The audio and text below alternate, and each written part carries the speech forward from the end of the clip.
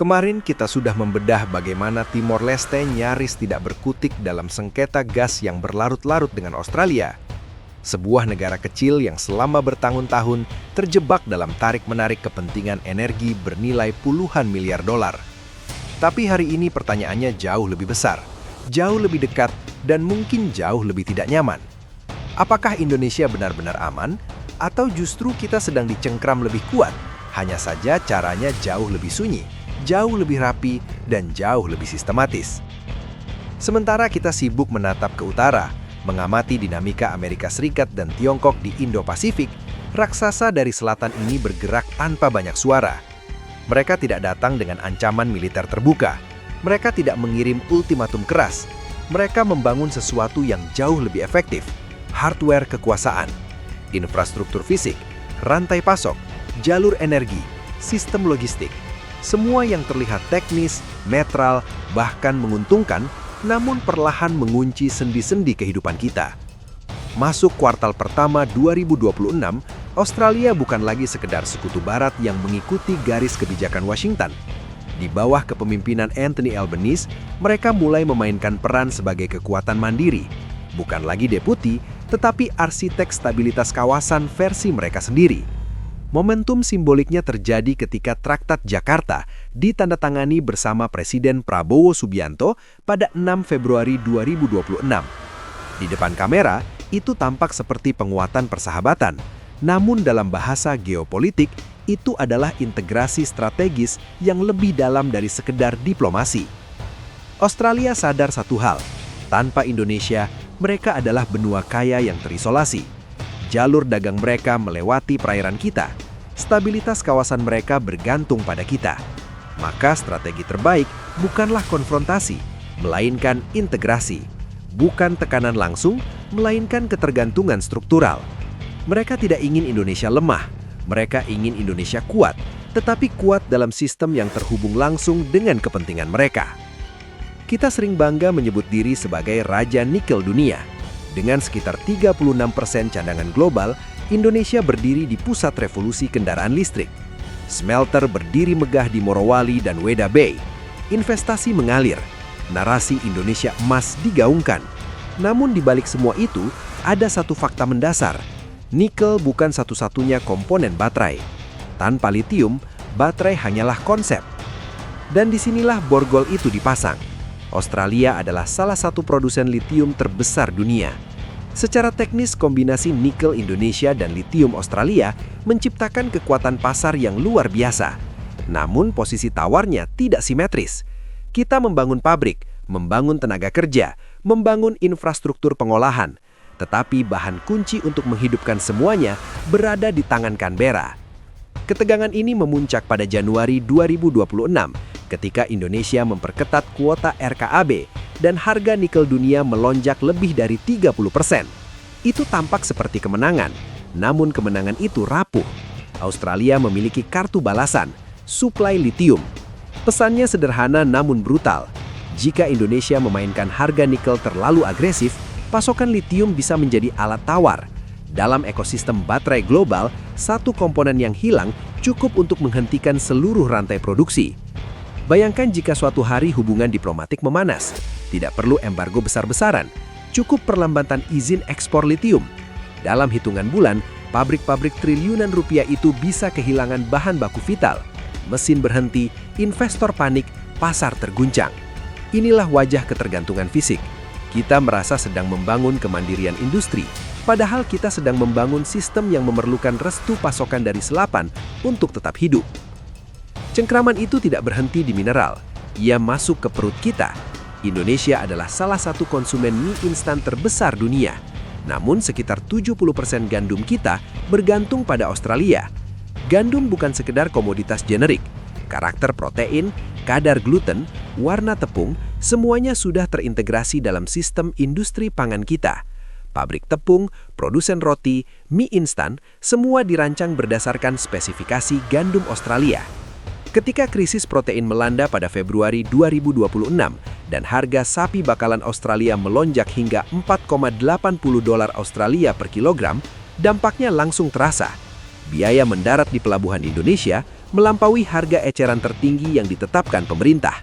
Stok menipis, pemerintah mencari alternatif dari India atau Brazil, tetapi rantai pasok tidak bisa dipindah secepat itu.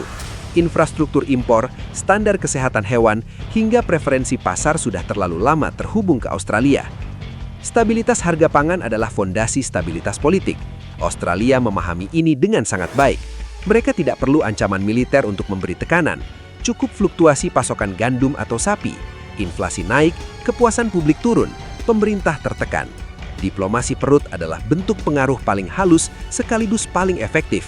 Setiap mangkuk mie instan yang kita santap, setiap potong daging di meja makan memiliki jejak rantai pasok yang terhubung ke selatan.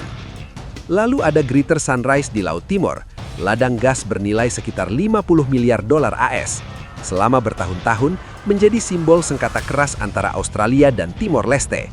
Namun pada 2026, Australia melunak. Mereka menyetujui pengolahan di darat. Sekilas itu tampak sebagai pengalaman kedaulatan bagi negara kecil. Tetapi dalam analisis yang lebih dingin, ini adalah reposisi strategi. Australia bersedia berbagi hasil, namun tetap memegang keunggulan teknologi, modal, dan manajemen proyek. Dalam proyek energi sebesar itu, siapa yang menguasai teknologi pencairan, siapa yang mengatur pembiayaan, siapa yang memiliki jaringan pemasaran global, merekalah yang pada akhirnya menentukan arah. Memberikan sebagian keuntungan adalah harga kecil untuk mempertahankan kendali struktural jangka panjang. Kemudian muncul proyek raksasa bernama Sun Cable atau Australia Asia Power Link. Kabel bawah laut sepanjang sekitar 4.200 km yang dirancang mengirimkan listrik tenaga surya dari Darwin ke Singapura. Investasinya mencapai 30 hingga 35 miliar dolar AS. Narasinya adalah transisi energi hijau, namun implikasi geopolitiknya jauh lebih dalam. Australia memiliki satu keunggulan absolut, matahari di wilayah utara mereka yang luas dan jarang penduduk. Dengan ladang surya ribuan hektar, mereka berambisi menjadi pemasok listrik bersih bagi Asia Tenggara. Indonesia dalam skema ini berperan sebagai jalur lintasan kabel melalui wilayah perairannya. Secara hukum, kita memegang kedaulatan atas laut itu, namun secara ekonomi kita hanya fasilitator. Pada Februari 2026, manajemen proyek memprioritaskan suplai ke pusat data Darwin sebelum ekspor. Pesannya jelas, kepentingan domestik Australia diutamakan. Jika Singapura dan negara lain mulai bergantung pada listrik impor ini, maka struktur ketergantungan baru terbentuk. Dari ketergantungan bahan bakar fosil, kita bisa bergeser ke ketergantungan listrik kabel.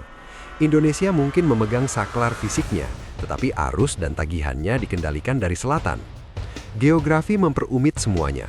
Jalur alur laut Kepulauan Indonesia atau ALKI adalah nadi perdagangan Australia menuju Asia dan Eropa. Selat Sunda, Lombok, dan Makassar menjadi koridor vital ekspor mereka. Kita sering merasa di posisi kuat karena memegang kunci gerbang maritim, namun kunci itu berada dalam sistem internasional yang kompleks. Kehadiran militer Australia, termasuk kunjungan kapal seperti HMS Toowoomba, bukan sekedar latihan rutin. Itu adalah pesan bahwa keamanan jalur tersebut adalah kepentingan vital mereka. Mereka berpartisipasi dalam patroli bersama, pelatihan, dan integrasi sistem pengawasan. Indonesia memang berdaulat atas wilayahnya, tetapi standar keamanan, interoperabilitas teknologi, hingga prosedur darurat semakin terhubung dengan mitra selatan. Inilah dilema Satpam. Kita menjaga gerbang, tetapi pelanggan utama memiliki pengaruh besar terhadap bagaimana gerbang itu dijaga. Jika Indonesia mencoba menggunakan ALKI sebagai alat tawar politik ekstrim, risikonya bukan hanya tekanan diplomatik, tetapi potensi instabilitas keamanan laut yang juga merugikan kita. Saling sandara ini menciptakan keseimbangan rapuh yang membuat langkah ekstrim hampir mustahil. Semua ini membentuk pola: mineral, pangan, energi, maritim. 4 sektor fundamental yang menopang kehidupan modern. Keempatnya terhubung dalam arsitektur ketergantungan fisik dengan Australia. Ini bukan konspirasi hitam putih. Ini adalah logika geopolitik rasional dari sebuah negara yang ingin memastikan masa depannya aman di lingkungan yang tidak pasti. Australia tidak mengirim tank, mereka mengirim investasi. Mereka tidak menekan dengan embargo terbuka, mereka menanamkan integrasi rantai pasok. Mereka tidak memaksa secara frontal, mereka membuat biaya untuk berpisah menjadi terlalu mahal. Inilah hardware kekuasaan, infrastruktur yang ketika sudah terpasang, sulit dicabut tanpa merusak diri sendiri. Indonesia dan Australia pada 2026 bukanlah musuh, Namun mereka juga bukan sekedar sahabat polos. Mereka adalah dua entitas yang terikat dalam sistem kepentingan yang semakin dalam. Setiap keputusan industri kita, setiap kebijakan pangan, setiap proyek energi memiliki dimensi hubungan dengan selatan. Pertanyaannya bukan lagi apakah kita berdaulat atau tidak dalam arti klasik. Pertanyaannya adalah seberapa besar ruang manuver kita di dalam jaringan ketergantungan itu. Karena dalam dunia modern, kedaulatan tidak hanya ditentukan oleh bendera dan batas wilayah. Ia ditentukan oleh siapa yang mengontrol pasokan bahan baku industri Anda, siapa yang menentukan harga protein rakyat Anda, siapa yang memasok listrik bagi pusat data Anda, dan siapa yang memastikan jalur perdagangan Anda tetap terbuka. Di bawah bayang-bayang adidaya selatan, kita hidup dalam era di mana kekuasaan tidak selalu terlihat sebagai dominasi kasar.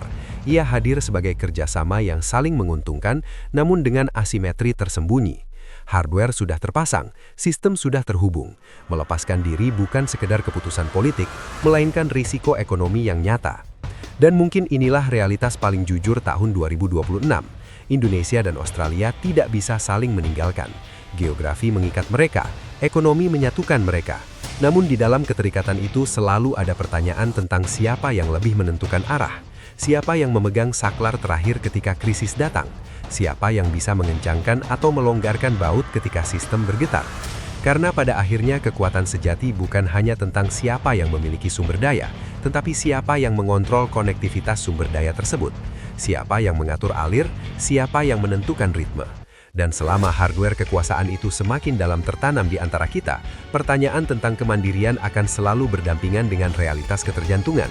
Inilah peta baru geopolitik 2026, bukan tentang invasi, bukan tentang retorika war, tetapi tentang kabel bawah laut, kapal pengangkut gandum, manang litium, dan selat sempit yang menentukan nasib ekonomi jutaan orang. Ini bukan soal persahabatan atau permusuhan, ini soal kendali atas hal-hal yang kita butuhkan untuk hidup besok pagi.